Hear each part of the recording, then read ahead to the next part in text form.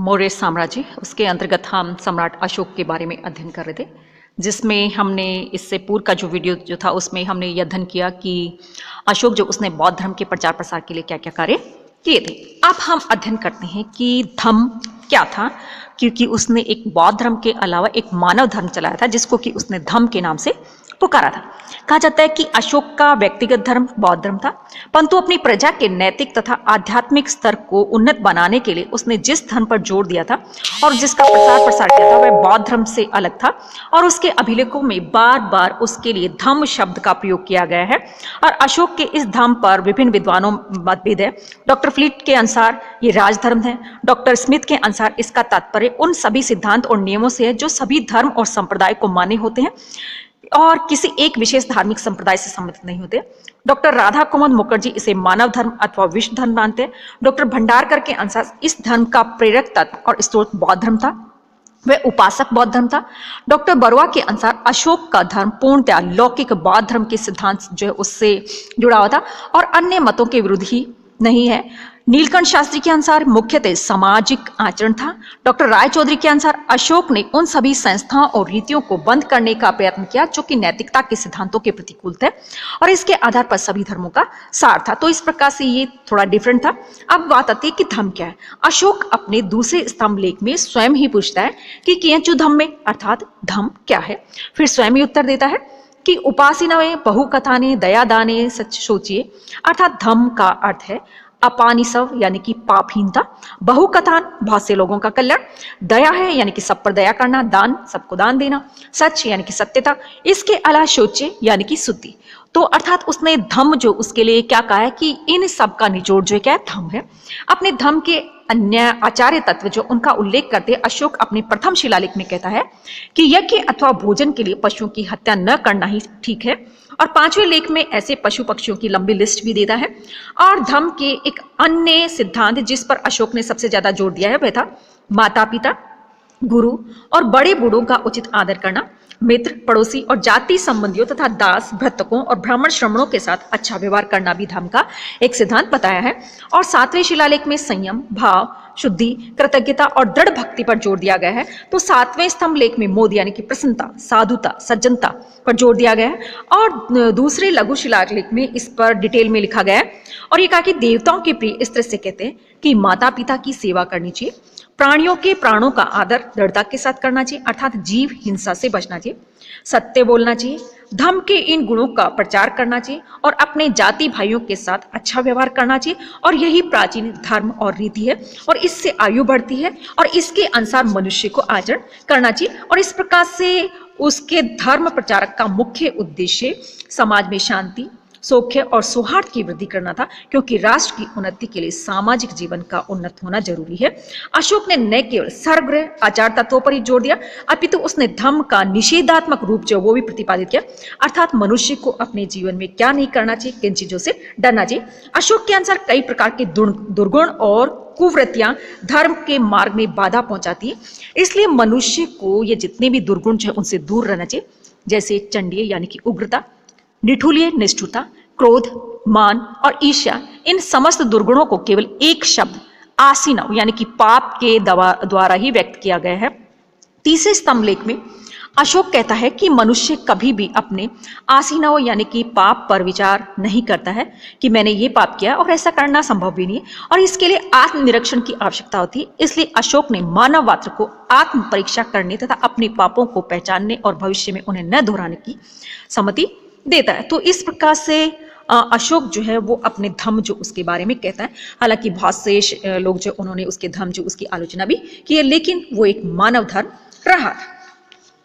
अगली बात आती है कि उसका इतिहास में स्थान हम सभी जानते हैं कि इस इतिहास में वो सर्वोपरि था।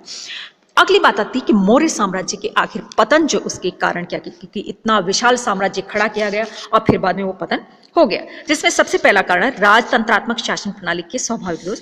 कि राजतंत्र का सबसे बड़ा दोष ये होता है कि जब शासनभार ढोने वाला शासक दुर्बल हो जाता है और उसका साम्राज्य भी शिथिल होने लगता है, क्योंकि राजतंत्र का अस्तित्व राजा की योग्यता पर डिपेंड करता है और ऐसे शासन व्यवस्था में शासन की सभी शक्तियां किसमें, राजा में होती है और वह संपूर्ण राज्य का केंद्र बिंदु होता है और सभी लोग उसी के आदेशों की प्रतीक्षा उपेक्षा करते। यदि राजा ही दुर्बल हो जाता है, बुद्धिहीन और साम्राज्य हो जाता है, तो राज्य किसी भी प्रकार से नहीं टिक पाता है।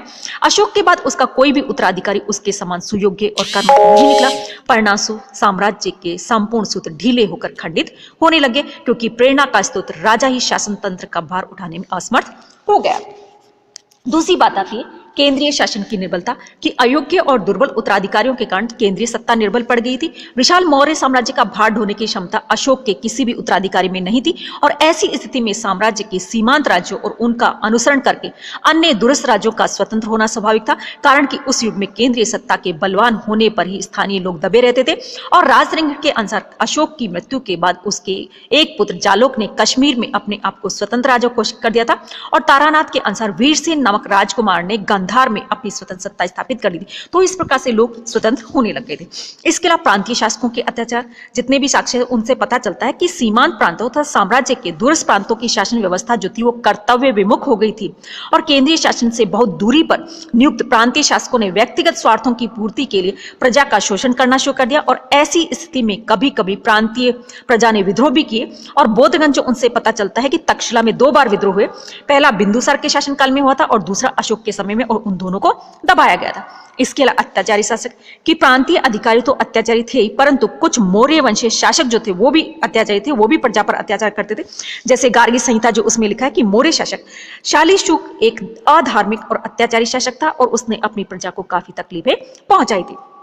इसके अलावा राज दरबार की दलबंदी, कि मौर्य दरबार जो था वो आपसी दलबंदी से पीड़ित था, और साम्राज्य के मंत्री उत्तराधिकारी अपने व्यक्तिगत स्वार्थों की पूर्ति के लिए राष्ट्रीय हितों को भूल जाते थे और गुटबंदी में लगे रहते थे। और बिंदुसार की मृत्यु के बाद मौर्य साम्राज्य 2 गुटों में डिवाइड हो गया था। उसके परिणामस्वरूप गृह युद्ध शुरू हो गए। और दूसरा उदाहरण कि अंतिम मौर्य सम्राट बृहद्रथ का है, उसके समय में भी 2 दल हो गए थे, एक सेनापति पुष्यमित्र का और दूसरा मंत्री का। और इससे साफ पता चलता है कि राज दरबार की दलबंदी ने राजतंत्र और शासन तंत्र दोनों को ही खोखला बना दिया। इसके अलावा करों की अधिकता, क्योंकि हमने देखा कि सम्राट अशोक जो उसने क्या किया था, सैनिक विजय जो उनको छोड़ दिया था, उसके स्थान पर धर्म विजय शुरू कर दी थी, और उसने बहुत सारा धन जो दान में देना शुरू कर दिया, जिसकी वजह से राजकोष जो वो खाली हो गया था। और जब आगे आने वाले शासक जो थे उन्होंने क्या किया था, अपने राजकोष जो उसको भरने के लिए जनता के ऊपर बहुत ज्यादा कर लगाए, जिसकी वजह से जनता जो वो क्या हो गई, उसकी विरोधी हो गई थी। इसके अलावा राजकोष की रिक्तता, क्योंकि जाहिर है जब राजकोष खाली हो जाता है तो वो कोई भी व्यक्ति हो वो अपना साम्राज्य चलाने में असमर्थ हो जाता है, क्योंकि उसे क्या करना, अपनी सीमाओं की सुरक्षा करनी होती है, अपने सैनिकों को धन देना होता है, अपने अन्य जो कर्मचारी होते हैं उनको धन देना होता है। तो इस प्रकार से जब राजकोष खाली हो जाता है तो कुछ भी नहीं कर पाता। इसके अलावा सैनिक शक्ति का पतन, किस प्रकार से, क्योंकि अशोक जो उसने सैनिक विजयों का परित्याग कर दिया था, इसलिए सेना जो थी वो बहुत ज्यादा कमजोर हो गई थी। और फिर बाद में जब विदेशी शक्तियां जो उन्होंने मौर्य साम्राज्य पर आक्रमण किया, तो उनका जवाब देने की उनमें क्षमता नहीं थी। इसी प्रकार से विदेशी आक्रमण हुए, क्योंकि यदि विदेशी आक्रमण नहीं भी होते तो जाहिर है इन सभी कारणों से मौर्य साम्राज्य अपने आप ही खत्म हो जाता, और विदेशी आक्रमण जो थे उन्होंने इस कार्य को और भी जल्दी पूरा कर दिया। इसके अलावा ब्राह्मण प्रतिक्रिया, कि मौर्य साम्राज्य के पतन का मुख्य कारण ब्राह्मण प्रतिक्रिया भी बताया जाता है, कि क्योंकि अभी तक क्या था, जैन धर्म, फिर बाद में बौद्ध धर्म जो उसका बहुत ज्यादा प्रचार प्रसार, लेकिन बौद्ध धर्म का इतना ज्यादा प्रचार प्रसार करने के कारण क्या, बहुत से ब्राह्मण लोग जो थे नाराज हो गए थे, और उन्होंने इस चीज का विरोध किया, जिसके परिणाम स्वरूप भी क्या हुआ था, आपके मौर्य साम्राज्य वो पतन की ओर चला गया था। और इसीलिए फिर बाद में गुप्त साम्राज्य उसमें फिर से ब्राह्मण धर्म जो प्रचलित हो गया।